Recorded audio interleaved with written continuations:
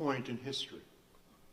The world is not waiting for us to wake up to our power. It is time for African Americans to take a seat at the table, not only in America, but also in the global economy. Hello everyone, welcome to my YouTube channel. This is Millie Globe. So let's talk about this video that have been going around about Dr. George FRASER. I don't know if I'm saying the name correctly, and this really struck a nerve with me. He said something that a lot of people don't like hearing, but deep down a lot of us already know it's true.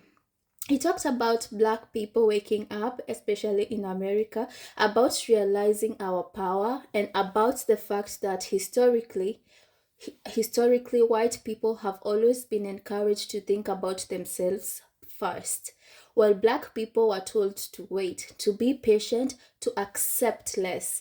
And when I heard that, I didn't hear hate, I heard honesty. Because let's be real, America was built on the backs of Black people: enslavement, Jim Crow, redlining, mass incarceration. These aren't ancient history. These are systems that shaped who has access to power right now. And yet somehow when we talk about Black people wanting ownership, influence, and control over our own communities, it's called divisive.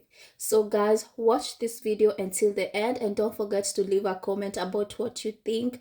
Yeah, don't forget to subscribe also. I believe that African Americans are at a pivotal point in history.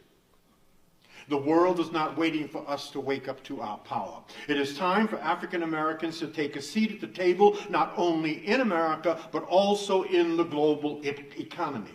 Unfortunately, we continue to place our power in the hands of those who have historically oppressed us, and even worse, we continue to oppress each other.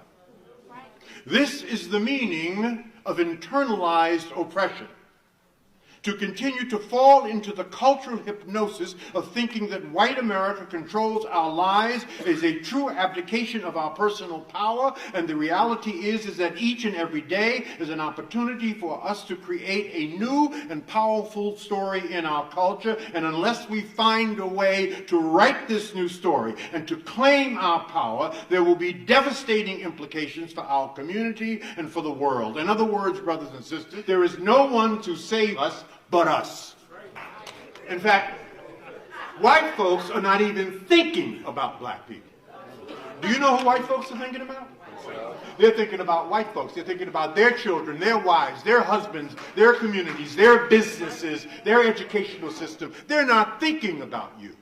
I had a good white friend who said to me not long ago, he said, you spend all your time thinking about us, and we don't spend any of our time thinking about you. Therefore, if you're not thinking about you, and we damn sure ain't thinking about you, who's thinking about you?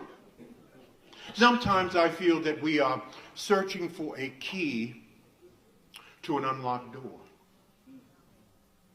That the door to opportunity in this great country, this great racist, white supremacist country, and it's racist and white supremacy. There's no question about that. It's in the DNA.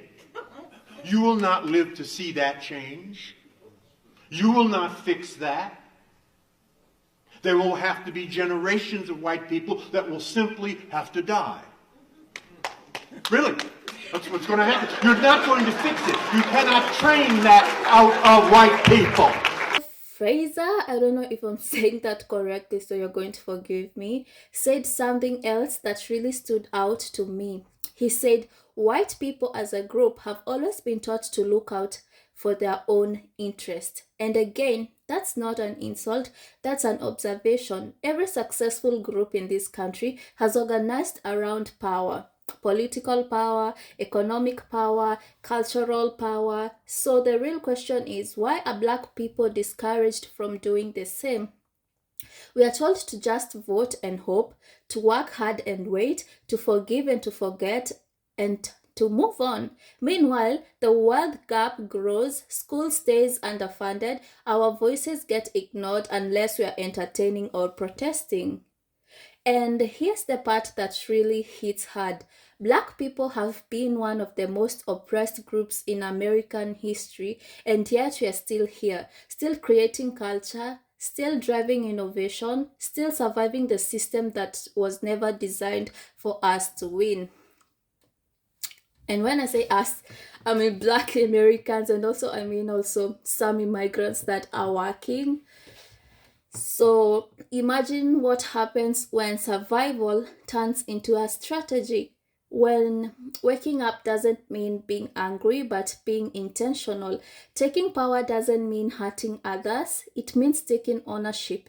It means education, it means building businesses, supporting Black institutions, voting with purpose, circulating our dollars, and controlling our narratives. It means no longer waiting for permission to care about ourselves because every other group does.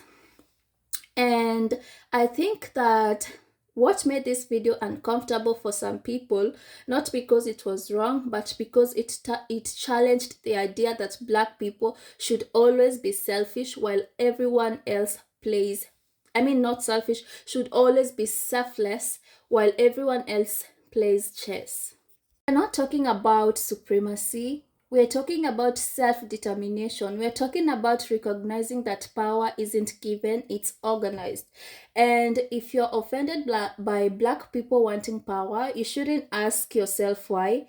What you should ask yourself why, like, why is it acceptable for others but threatening when it's Black people? Dr. Fraser wasn't calling for chaos, he was calling for consciousness. And a reminder that progress doesn't happen just because time passes, it happens because people decide they matter. And I'll say this, thinking about ourselves doesn't mean we stop caring about others. It means we stop disappearing from the conversation because nobody else is going to prioritize Black futures like Black people will do. It's only Black people that can change that for our sake, for our kids' sake, and for the generation to come. So yeah, maybe it's time to wake up. Maybe it's time to stop playing defense, and maybe the most radical thing we can do is believe we deserve power and then build it. That's not hate, that's history talking. So let nobody tell us that we're small. Let nobody tell us what to do. Like, I really hate it when people say we have to forgive, you have to forget, you have to move on. And Black history, like, it wasn't so farther away. When we talk about slavery, when we talk about colonization, when we talk about what happens to people in the past, like, it was so horrible, it was so terrible, and no human should be treated like that, and it's still happening even today. And so we need to wake up and take control and say no. No. So guys, if you enjoyed this video, make sure to give it a thumbs up, and don't forget to leave a comment about what you think about this video, or what did he say the right things, like, is it offensive? And so I hope to see you guys in my next video.